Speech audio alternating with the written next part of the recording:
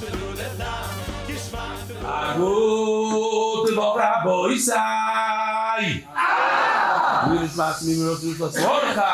Tana Rabbanon. Beis Shar B'tuach Legina Uli Kitoinis. If you have like some sort of guard room before your house, and it opens up into a nice garden, is it Chai b'mezuzah or not Chai b'mezuzah? So it all depends, and we learned yesterday, it all depends on the swing of the door. And we have a machlokes here. Rabbi Yossi Omer Nido in Kitoinis. Kitoinis means the house on the left. So therefore, it's Chayiv and a mezuzah. The red door is Chayiv and a mezuzah. Chacham Omerim Nido in Kebeis Shar. No, it's potter. It's just like a room that the guard sits in the potter. Rabbi Shmuel da Amri Tarvayu Megina Labayis Kuli Amaloi Pligi de Chayiv. If the door swings from the garden into the house, like we see right over here, if it swings towards the house, it's part of the house. It's Chayiv and mezuzah. My taima, be the bayisi. You can see that the door is meant to come into the house. Oh, so it's Chayiv and mezuzah. Kipligi. So where's the machlokes? Mabayis legina.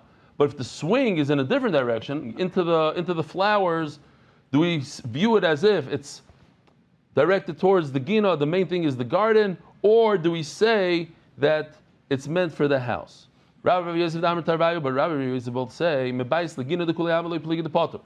if it goes from the house into the garden, it's obvious that you potter. Why? Because the ikir is the garden. My time up, you see, it's just a way to get into the garden. It's not a way to get into the house. It says Beisecha, mezuzah goes on a house, not on a garden.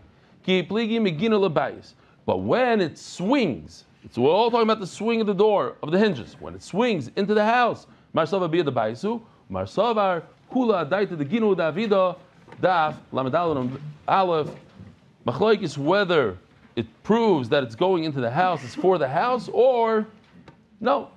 Why is there a garden there?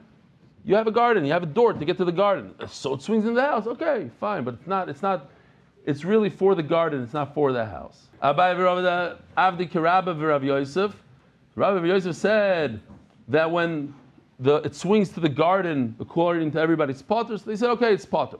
Rav Ashi Avdi Kirabba Shmuel Chumra, that when it swings to the house, everybody holds it's chayiv. So they said, okay, we're going to go like Rav and Shmuel and say that it's chayiv. V'ilchas like Rav Shmuel Chumra, we're going to be machmir like Rav and Shmuel, that when it swings to the house, according to everybody, chayiv. Itmar.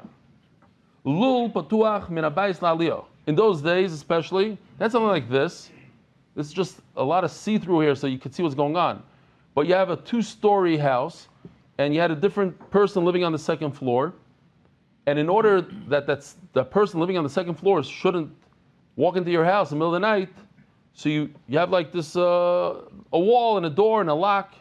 People have it like to their basement. They don't want guests from the basement to come in, so they have like a door. So is that door Chai b'mezuzah? Yes. Now, if you notice, here's the door going upstairs, and here's another door for the upstairs neighbor. He doesn't want the downstairs neighbor to come into his house, so he also has a door. So the Gemara says, "Lul pasuach ben abayis la'aliyah Amar Avunu am yesh lo pesach echad Chai b'mezuzah achas." If it only has one door, you Chai b'one mezuzah. Yesh lo shnei pesachim Chai b'shtei mezuzahs. If it has 2 doors, you Chai b'two mezuzahs. Amar Papa, Shema ben Omer Rav Huna. When you have a room that has 4 doors, like Avram Avinu or something, chayiv ba'arba mezuzos. You chayiv in 4 different mezuzos. Each door is chayiv in a mezuzah. Shita, why not? Even though you only use 1 door, nevertheless, you chayiv in 4 mezuzos. What's the kasha everybody's thinking to themselves? Huh? Rebbe. Who said Rebbe? Why? What's the problem with Rebbe? Well, we learned yesterday. Yeah. How come you're the only one that remembers that though? Yeah. Because Rebbe, like a Rebbe, so it's easy to remember. Yeah. What happened with Rebbe? That what? He had his own room to. He had his own little door coming in, a little Rebbe door, and the Gemara says since he's the only one that used it, you don't need a mezuzah. Yeah. And now you're saying if the other doors nobody uses, you do need a mezuzah. So Rashi addresses this question, and he has 2 pshatim. He says basically, he says that over there was Rebbe, the only person was Rebbe, and everybody else used the other doors. So that's why you're not chayiv. Over here, it's the same person who sometimes uses all doors. Or he goes into another pshat that it's batal, 3 doors are bekitzer. Okay, ayin Rashi. Omar Ameimar. When you have a door, you have it a lot in America, like in Brooklyn a lot. Like you have a store on a corner. You know what I'm talking about? You have a door on the corner of a street. Is it chayiv mezuzah or not? Do we view it as a mashkoif, as a... Here, where's the picture? I don't know why I did this. Okay, let's say something like this, but it's more like this, yeah? Store in the corner. So you don't have a frame. Oh, so he says, chayiv b'mezuzah, you are chayiv. You don't have that frame. If you look at the red, so this whole sugi we're going to do in red now. The red is what acts as the frame. Doesn't need to be a physical piece of wood, but the width of the wall lines up with the other wall, and therefore it's a complete frame, just as so. Yeah? Great. Rav Papa, Rav Papa went to Mar Shmuel's house. Now, if you look in the art scroll, it's hard to understand this one. But this way, it's a lot easier. It's the same picture, basically, but we have red. And what you see over here is that this doorway only has one frame on the left, because the one on the right doesn't act as a frame. The face of the wall, the width of the wall is facing us. The wall on the left is facing that way. They're not facing each other. The 2 reds are not lining up well. And memela, something like that, needs a mezuzah or not? He put a mezuzah up there. Mezuzah. Omar le kiman kir meir. What are you doing? Why are you putting a mezuzah there? You're acting like you're a mayor. The problem over here is that when you walk into the doorway, where's the frame? On your left. It's the wrong side. The frame, if you're going to only use one frame, it should be on the right, not on the left. Over here, when you're approaching the house, not when you're leaving the house, when you come into the house, the frame is on the left. And that, even a mayor would agree that you're potter. Even though a mayor, where's this Rameh? The Sanya Beisecha. You have to put a mezuzah on your house. So we're going to take the word Beisecha and use it slightly different. Not just the house, but Biosecha. Entering. Biosecha min hayamin. Now where does it say it in the word? Who told you how you enter? Maybe it's from the left. How do you see it in the word? What's the first thing when you're a righty? Most people, when they walk, the first step that they take is with the right foot. The yamino akar. And we see from this pasuk that the frame must be on the right side, not on the left. Rav Shmuel Barach Kamei Rav Papa Mishmei the Rav Bar Ula Omar Mehacha Vayikach Yoyoda Koyin Aroy Nechet Kizar Hashem Mamish this week's Haftorah.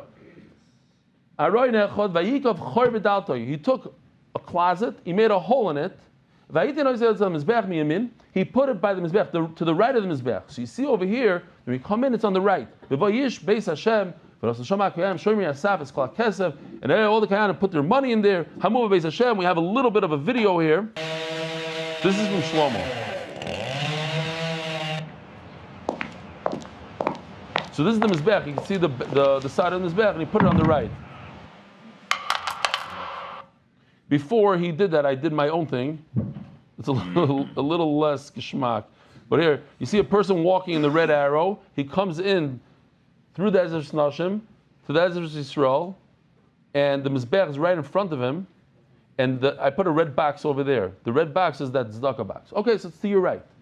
My Rev Meir, the Sanya, so this is what we're discussing. If a house only has one frame, my time to the Rabbanon, mezuzos ksiv. Mezuzos is plural. You have to have 2 frames. How do you say it in English? How do you say a mashkev in English? Doorpost. Okay, great. My time of the Remeir, the sign mezuzos, shemani miot mezuzah shtayim. If it just said the word mezuzos, it means two, so you need two doorposts. Shoyim mezuzos, the parsha shniya, it says it twice, the word mezuzos. That's already four. She'ein tamad loymar. And now, those who say korbanos know this, it's only one line, so don't fall asleep on me here. Have a ribud achar riboy. Riboy achar riboy, when you have, in English we have something similar, two negatives. A double negative is a positive. So in Gemara we have the opposite. Two positives is a negative. When you have a double positive, it becomes a negative. So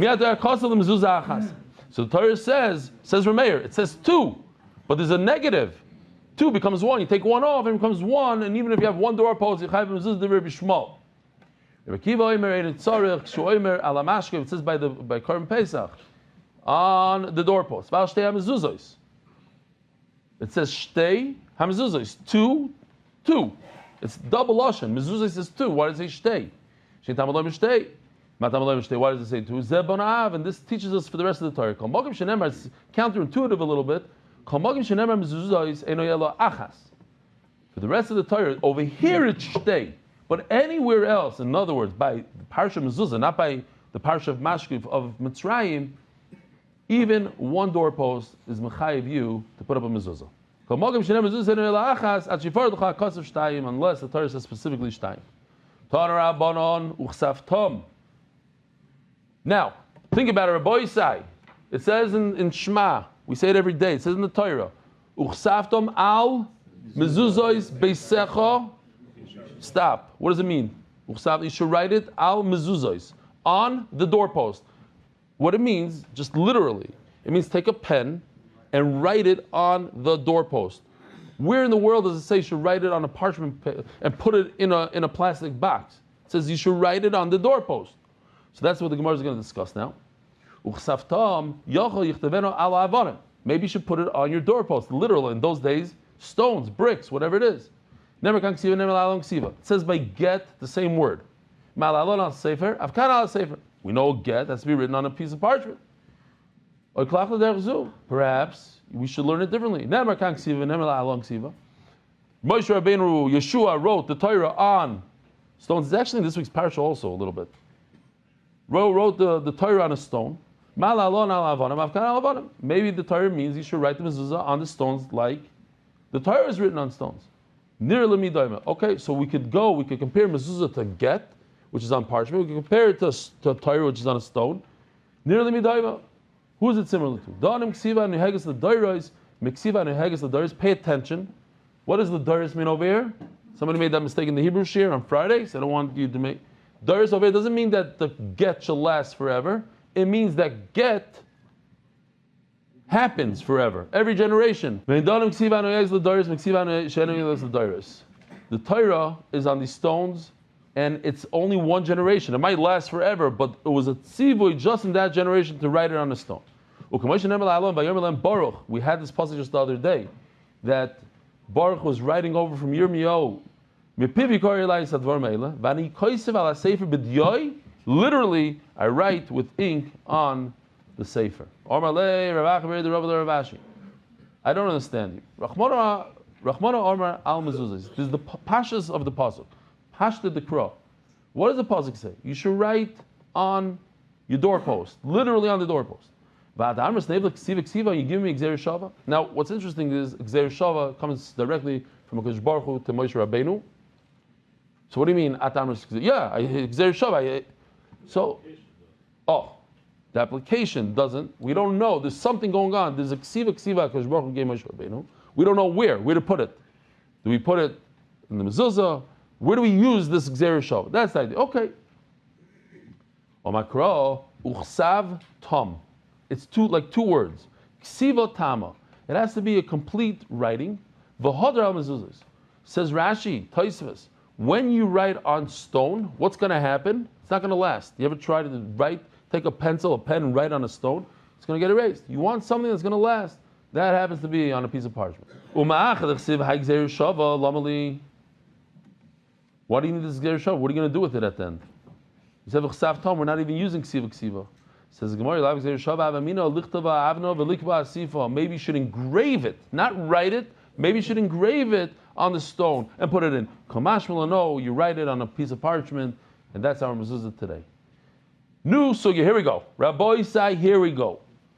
Arba parshiyos shebat tefillin ma'akveh zuzu. It says in the Mishnah that you have to have the 4 parshas of tefillin. Va'afilu ksaveh chod ma'akvam. Even 1 letter missing out of all 4 parshiyos ma'akev. Again, why do we have these parshiyos, Rabbi Isai? What's the significance of these parshiyos? Because every single one of these parshiyos has the mention of tefillin in them. Shema, Kaddish, Vayviyacha, Shema, Vahim Shemoya. Says Gemara Pshita, if it's missing 1 letter, it's missing 1 letter. It's not good tefillin. Omer Rav Yudam Rav, Lo Nitzrucha, Elo Lekutza Sheyud. We had this already. The spitz, the little piece of the yud. According to Rashi. Tosfos asks, but every letter, if it's missing part of the letter, half the letter is no good. So therefore, Rabbeinu Tam says the Kutzish Yud is on the left side, that little piece on the left, right over there. Okay. And then I said every tefillin today has Rabbeinu Tam in it. We go with Rabbeinu Tam. Great. But now Pshita, Pashat, if you're missing that, if that's how you write the letter, and you're missing it, it's no good. Loi Nitzrucha. Another Rav Yehuda, Dom Rav Yehuda, Rav. Koloi Shein Gvil Mukav Lo Ma'arba Ruchisel Psula. Rabbi Isai, I'll remind you. Remember this word over here. Vilokachta. The lamed is touching the kuf. Weiter. Says the Gemara Daf Lamed Daled on the base. Tanra Bonon. Litoy tefes, litoy tefes, litoy tafos. Says in the pasuk 3 times toitafos. But it doesn't have a vav at the end. The last one also doesn't have, but I guess they used to have a different way of writing it. So singular, plural. How many is that? 1 plus 1 plus 2 equals? Well, I can see you guys didn't go to Panovich. Unbelievable. Advanced math abilities here. 1 plus 1 plus 2. Doesn't get any harder than that. Harekan arba. So we know that there's 4 parshiyos. Divri Rabbi Shmuel. Rabbi Kiva Oimer, Ein Tzarech, Tat B'Katvi Shtayim. Rabbi said this is one of the interesting things in Gemara. The Gemara does this sometimes. There's a language called Katvi. Interesting people, and they say, when they want to say 2, they use the word Tat. And also, in Africa, the word Pas Ba'Afrik Shtayim. So, that's why we have 4 parshiyos. The word toitefes, which we translate to what? Tefillin. Toitefes is tefillin. Toitafos means tefillin. That's why we say tefillin. In Africa, pas is 2. In Kasvi, tat is 2. Tat, fas, 2 plus 2 is 4. Maybe you should wear 4 tefillin. Each tefillin gets 1 parasha. It should be a remembrance between your eyes. Zikaron echad amarti lecha. Zikaron, it doesn't say zikronos, remembrance. Plural, it says 1. Zikaron echad amarti lecha, v'leishnayim u'shloisha zikronos. Okay, tzad. How do you do it? Choisvim al arba oiros, u'manichem ba'arba batim ba'oir echad. It's 4 parshas. They go into one thing. Okay, tzad. Choisvim al arba oiros, u'manichem ba'arba batim ba'oir echad. You put it into the 4 batim in 1 leather. Where's my piece of paper here? Oh, here we go. Let's say, I'm going to try to do this quickly because people are coming. Let's say you did not chop it up into 4 pieces. This is tefillin shorosh you should chop up, but you didn't. You forgot. You didn't know the halacha. And you took parsha number 1, and it has space over here until parsha. Let's call this parsha number 2 right over here. Parsha number 2. Yeah? You leave space, parsha number 3. You think you're chacham. Instead of snipping it in the middle, you decide to use 1. Oh. You go ahead, you insert it right over here, and then you insert this one in the second. Oh, what am I doing? Let me show the camera. You put it into bias number 1. Here's bias number 2. You put it right over here. And then you take this guy and you insert it into bias number 3. You get the idea, right? Oh, now I have a good feeling. You close it up. You go to the rabbi. Did I do good? No. Do I have to open it up? It's already painted and the whole thing. It's okay. Leave it as is.